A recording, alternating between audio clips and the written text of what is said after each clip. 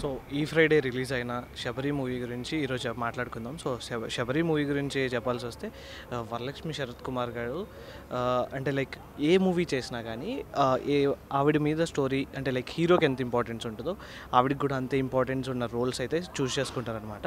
కానీ ఈ 'శబరి' మూవీకి వచ్చేసరికి ఫస్ట్ ఆఫ్ ఆల్ 'శబరి' మూవీలో ఆ 'శబరి' అనే టైటిలే మూవీకి యాప్ట్ కాదని అనిపించింది ఫస్ట్.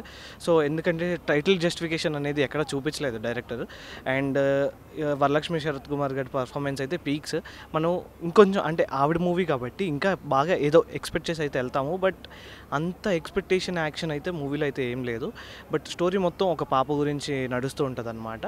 సో దాని మీదే మొత్తం నడిపించారు. అంటే లైక్ ఆడియన్స్కి ఇంట్రెస్టింగ్ పాయింట్ అనేది 'శబరి' మూవీలో నాకు ఏం కనిపించలేదు. ఫ్రాంక్గా చెప్పాలంటే ఈ పాయింట్ అనేది కూర్చోబెడుతుందని చెప్పేసి ఏం లేదు.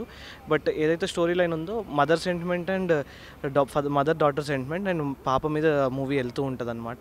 కానీ ఆ పాయింట్ అనేది ఆడియన్స్ని ఎక్కడి వరకు కూర్చోబెడుతుంది అనేది మనం చెప్పలేము. బికాజ్ చాలామంది ఆడియన్స్కి చాలా స్లో అనిపించింది.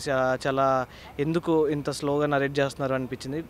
మెయిన్గా పర్ఫార్మెన్స్ వైజ్ చూపించుకుంటే వరలక్ష్మి శరత్ కుమార్ గారు అయితే ఆవిడ పార్ట్ చాలా బాగా చేశారు.